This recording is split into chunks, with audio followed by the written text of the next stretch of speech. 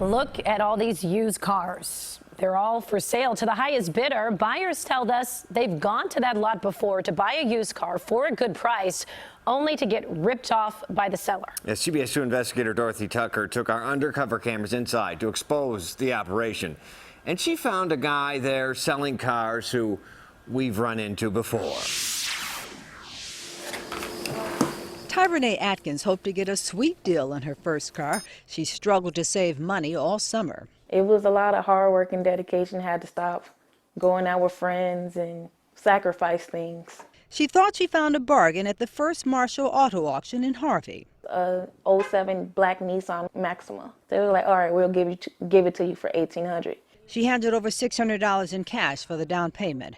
Hours later, a surprise. Because I need to know how the price of this car went from $1,800 to $3,100. We left frustrated, feeling ripped off, pretty much feeling like we got robbed. We wanted to know how that could happen, so we took our hidden cameras inside the auction. We found the sleight of hand starts when you sign in.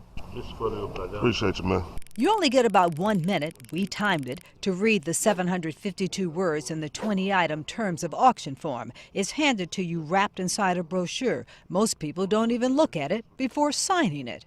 And they didn't suggest And it. didn't say it right. And didn't say be sure to read it. You do get to look over the cars, step inside, even peek under the hood. This is antifreeze. That looks a weird color. But nothing more. These are sold as is. No warranty. But there is a law that protects consumers even when they buy this kind of car. It provides an implied engine warranty for cars with less than 150,000 miles, and the dealer has to fix them. But again, buried among these 20 items, number 9, in language that First Marshall doesn't provide a warranty and that the vehicles don't conform to any law or regulation. When the auction starts, consumers are reminded they only take cash. Lots of whistling and waving can distract you from what the auctioneer is saying. Therefore, First Marshall Auto Auctions are responsible for case of accidents and minor stand behind you. The man calling the shots, running the show, the ringmaster, is this man, Khaldun Shakir. As each car rolls through, the fast-talking auctioneer ratchets down the price second by second. They did it $4,000 for us.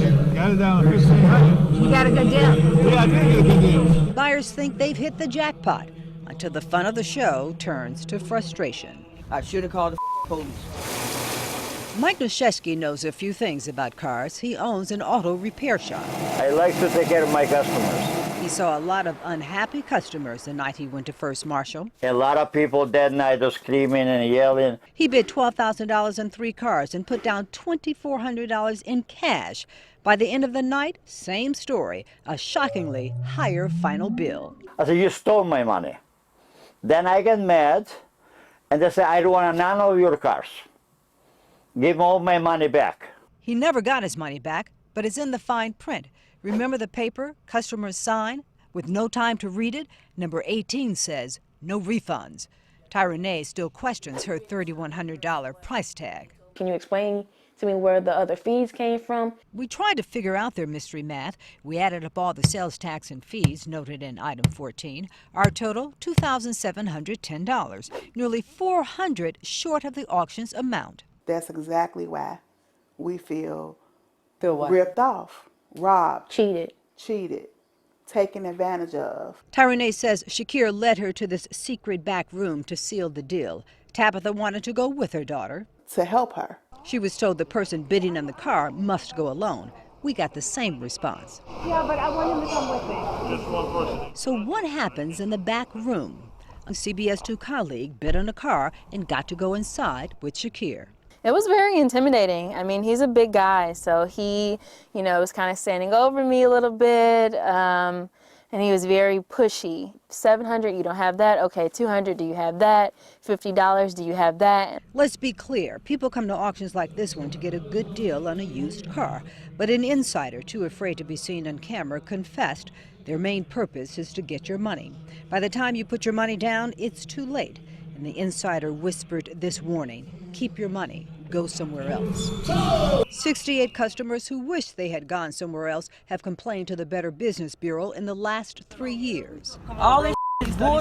They should put this on the internet. 187 have filed complaints with the Attorney General since 2014 because the cars they bid on were sold to someone else after they handed over the down payment, switched after they paid in full, and broke down as soon as they drove off the lot. The biggest surprise for Pamela Swanson That's CBS 2 investigator Pam Zeckman reporting. was the condition of the vehicle she bought. It's pretty much a clunker. Zeckman in 2010 was at the same location hearing the same complaints. And you won't believe this, Shakir is still running the operation. Our undercover camera caught him setting sales prices. Notice those 4 fingers he's flashing right before you hear, and taking buyer after buyer into the back room to collect their cash. He even tried to get more money from me. You have to go get the 600. Back in 2009, he was banned from owning or managing an auto sales business, so why is he still here? In addition to working at First Marshall, according to state records, he's listed as manager of South Chicago Auto Auction, and that building is where the auction is held. I caught Shakir leaving and tried to ask a few questions.